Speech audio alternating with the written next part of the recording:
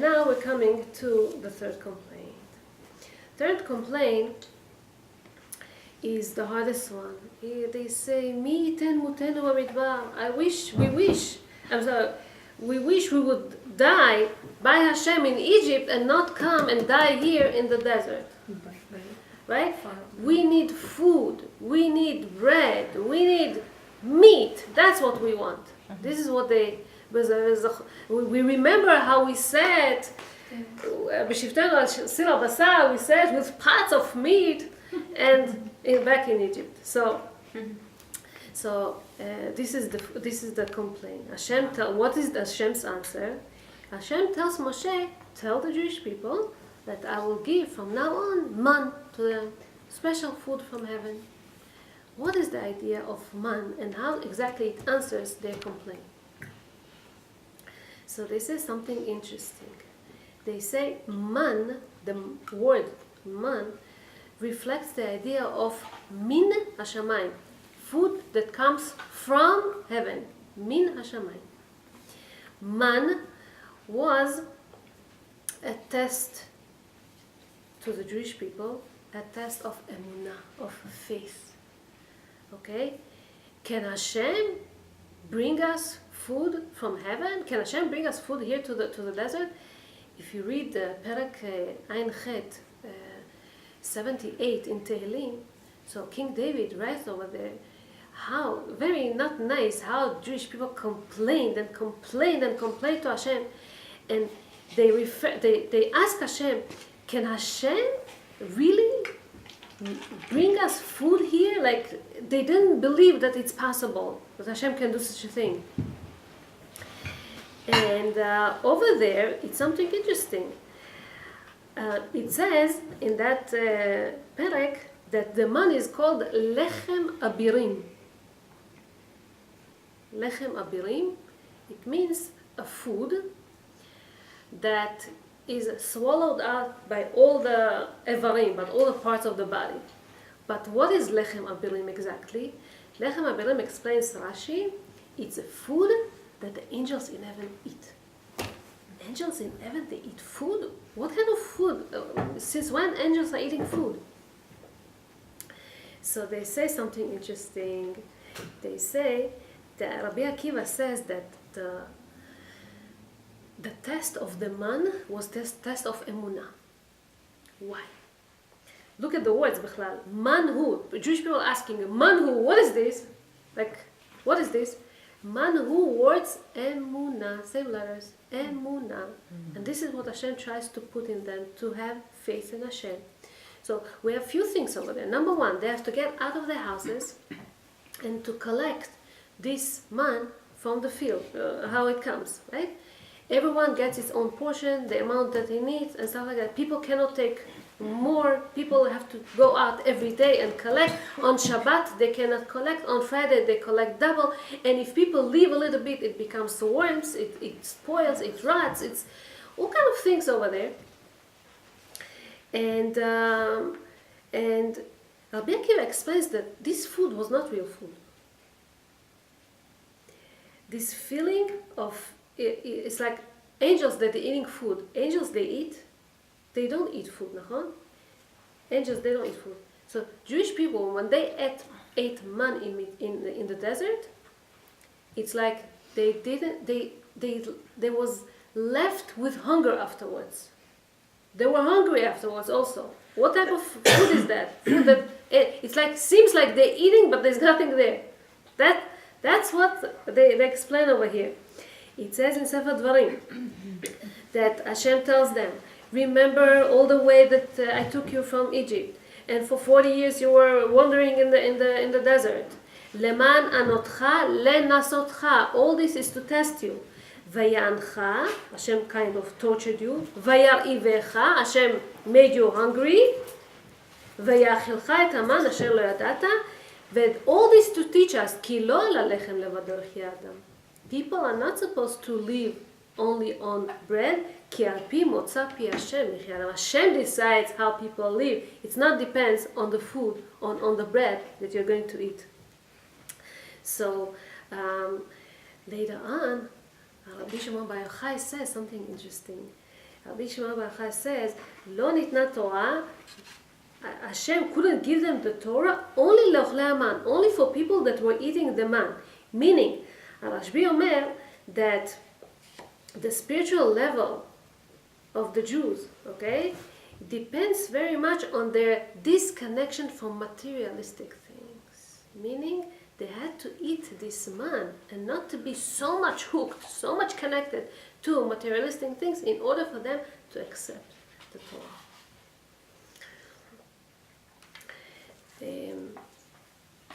But they complained. People that complain are people that usually are not satisfied, are not pleased with anything. You cannot make them pleasure because they always complain. Always something is not good for them. There was this man that he was a rich man, and he had two daughters that nobody wanted to get married to them. Why? One had a problem. She was smart, she was good, she was good qualities, but she was ugly. She was nice looking, and nobody wanted to come close to her. Second daughter was smart, was nice looking, but had a very bad mouth. Everybody that comes next to her, near her, will be cursed, will be criticized, will be insulted, will be hurt somehow. And people ran away from these girls. So this rich man didn't know what to do. He tried all kind of matchmakers. Then once he heard that this big matchmaker comes to town, so he asked him, "Please, can you help me? I'll buy you. I'll pay you, whatever." He was a smart man, and he found very good guys to these girls. So to the ugly girl, he found a blind man, but he won't be able to see her looks. And to the girl that had a bad mouth, he found a deaf person, so that he won't be able to hear all whatever she says. Okay? They lived happy, everything was okay, everything was nice. But some years later, a big doctor comes to town, and the rich man goes to him and he asks him, "Please, I have everything is fine, we're happy, blah, blah, but if you can also fix my son-in-laws, okay, would be better, would be excellent, will be perfect. Please, if you can do that." He's fine, sure, I can do that. They come, he takes care of them.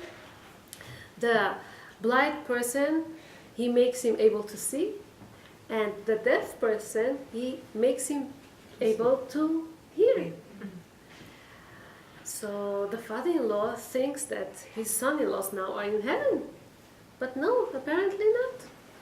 So he looks at them, they're stressed out, they're not happy, they're angry, they're bitter, there's something going on. So he's like, "What's happening?" So the first one says, "I thought my wife is the best woman in the world, but now I cannot stand her looks. I cannot come close to her. She disgusts me." And the other one says, "I thought my wife is the best woman in the world, but when I hear what she said, I thought she blesses me all day long. She praises me all day long. She compliments me all day long. Yeah. Instead, God forbid." So the rich man says, "What should we do? What should we do? Let's go back to the doctor." He goes to the doctor. "Doctor, you have to pay me all whatever I gave you. What is this?" And the doctor is, "I could reverse it if you want, and I'll pay you all your money till the last penny, okay? But the blind will become blind, and the deaf will become deaf again. Do you want that?" This they didn't want. They ran away. What happened? Once you start complaining and you're not appreciating the gifts that you have, you're in trouble. So we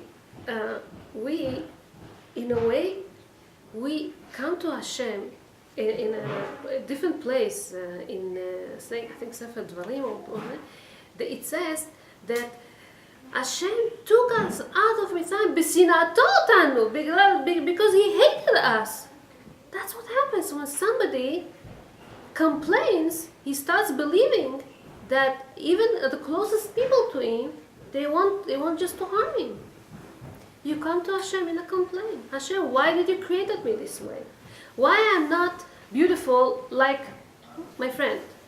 Why my husband is not rich like, I don't know, like why my daughter is such a hard, never compliments me, I don't get along with her.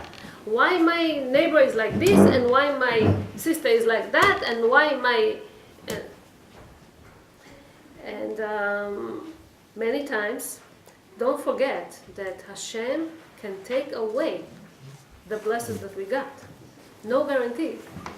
And this is something that we have to be careful very, very much. Sometimes people tend to blame others with their disadvantages. And it's very easy to do it. Very easy to do it. I got this phone call from this lady. She tells me, "Oh, Rabbanit, I want you please to speak about Luchot Shabbat. I wanted to speak about Lashon Hara. I wanted to speak." Fine. But she didn't come to the next shiur. She didn't come to the following shiur. I didn't see her for the whole month. And then once I see her, she's like, "Now I want you to speak about Chinuch Eladim. I want you to speak about..." Fine, just come. So they don't. Why they don't come? I don't know if the shiur really interests her, but to cover her, the fact that she's not interested to come in there, it's like complaining. Why you're not talking about something that's more interesting? Why? We can have so many people. We could... There's a way. There's also a way. One of the yeshivot, there was this guy that wasn't so talented. And he was not really so much interested in learning Torah. And he was always trying to find a way how to sneak from the yeshiva, how to run away, how not to stay religious. And so one day he just got out of the place and stopped being religious and continued with his life. So some years later, all of a sudden, as he walks in the street, he sees the Rosh Yeshiva. He felt so embarrassed. The way that he looked, he didn't have a kippah on. He had his jeans on. He totally didn't look appropriate next to the rabbi. And he didn't know what to tell him. So the rabbi looks at him in a very merciful way, and he asks him, "Where did he disappear? Like, how much did you decline?"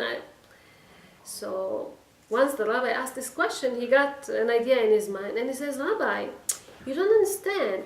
Whenever I was learning in the yeshiva, I started to have all kind of questions in Emunah, and I started to have all kind of doubts. So I dropped from the yeshiva."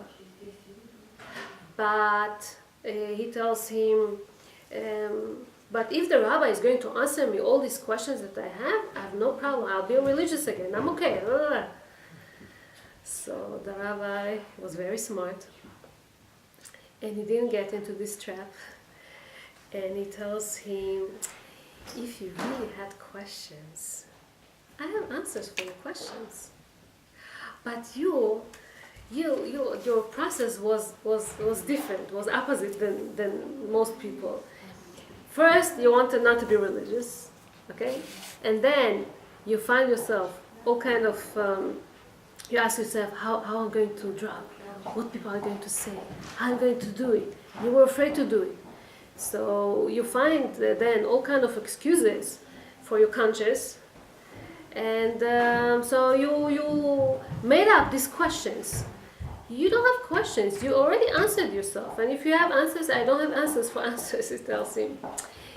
This is excuses of people. They think that they can outsmart people with their excuses. It doesn't go this way.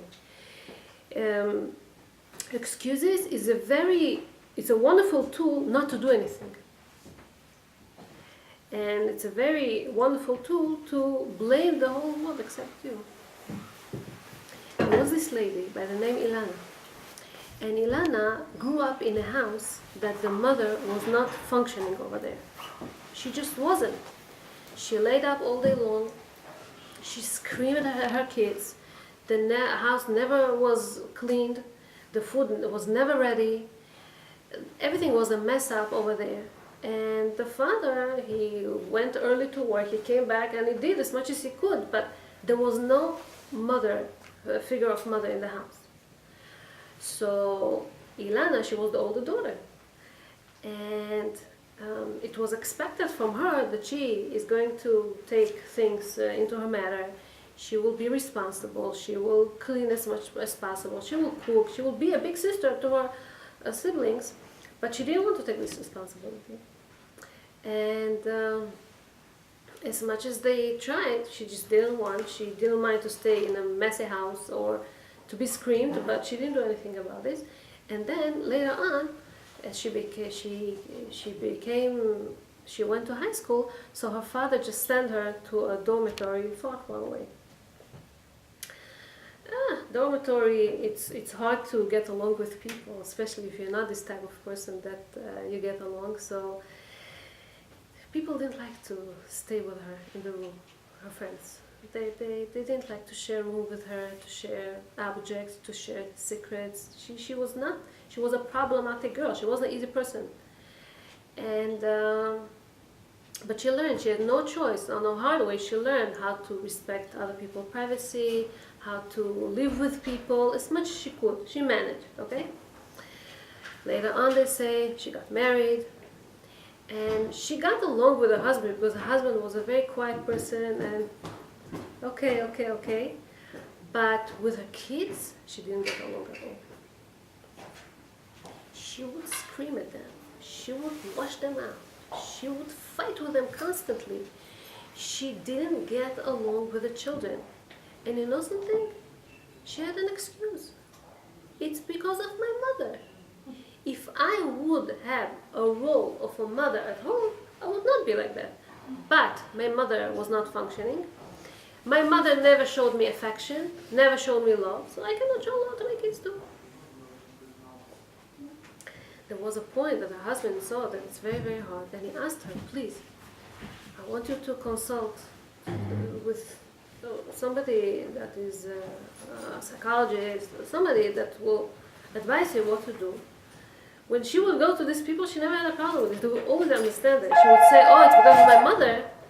And they would look at her in a very merciful way and understand her. But this psychologist, she's like, you're telling me nonsense. You're telling me excuses. It's not your mother's to blame. It's you to blame. How can you talk to me like that? It's because of my mother. And it's like a broken record always. It's my mother. And she tells her, forget about your mother, put her in the side. What about you? Do you have other siblings? She's like, yeah, I have a sister, I have that. Does she also scream at her kids? She's like, no. So why do you? Well, I was the oldest daughter, and I got all the problems from my mother, I guess. She's like, no, you have to work on yourself. Stop blaming everybody and start really looking inside yourself and see what you could do. The fact that you didn't get affection doesn't mean that you, it's not an excuse for you not to give affection to your children, okay? And the proof is that your sister was able to start from scratch. She was able to work on herself. She is a good mother. You can do it too. This is what I keep telling you. Believe in yourself. You can do it. So yeah, it wasn't easy. Realizing that she has to work hard. She has to do something about this. And she cannot keep complaining and blaming, okay? So a lot of ups, a lot of downs, a lot of difficulties, but she learns slowly how to take responsibility and how to change yourself, okay? This is, they say something like this. They say, you can complain that roses have thorns, or rejoice that thorns have roses. Yeah. So it's all in our point of view. It so much depends how we look at things. There was this guy, his name was David. And David was going on a train, and he was holding a newspaper in Arabic. And his friends like, David, what's happening with you? Why are you reading a newspaper in Arabic? And he tells him, you know something? When I was reading a newspaper of Jews, so what would I read there? That Jews are usually persecuted. Jews live in poverty. Such a big Israel is under a terror attack. So much problems and problems and problems. When I take this newspaper in Arabic, what do I read? The Jews control the world. That they are the most richest people. That they control the banks. That they own the media. That they... It's much better news now. I like it. So this is changing the outlook. Oh, nice. Let's finish with one more interesting story. So, let's say Yossi, right? He was an owner of a restaurant. One day he stays till late at night, and two or three robbers, armed robbers, coming to his restaurant and forced him to give them his money. So he goes to the safe, and he's trembling and he's shaking and he's nervous, and they threatened him, and he wasn't able to open the safe. So they shot him. They shot him and ran away. So he's rushed to the hospital now. He's rushed to the hospital, and when he sees how the doctor look at him and the nurses, he understands that he's in a very grave situation, right? They look at him like he's a dead person. So he says to himself, at that moment, I decided that it says, I had two choices, either to die or to live. In the Torah it says, "Uvachad b'chaim," you should choose life. So I chose life. So this first question that this nurse is asking me is, are you allergic to something? They have to know. He tells her, yeah, to death. So she's like, and he starts joking in his situation. Please, he tells them, treat me like I'm an alive person, not a dead person. I want to live. All of a sudden, all the atmosphere over there changed. You know, before the doctor was like, now they're like, yes, of course. And they were joking back and forth, until they put him to sleep. They were working 18 hours on him. Wow. And weeks later, with a lot of treatment and a lot of physical therapy and stuff, whenever you see him and you ask him, so how are you, Yossi? Baruch Hashem, Yom Yom. He's a happy guy. He grins. He's why? He says, he told his friend once, yes, I could choose to be miserable, to be upset, why Hashem did it to me, yeah? But I decided to leave. And once you decide to leave, it's totally different. You scream to people around you too. This was the nisyonot that Hashem put our people in the desert. And let's hope that we will be able to overcome our nisyonot and fulfill our mission in life. Amen. Thank you. That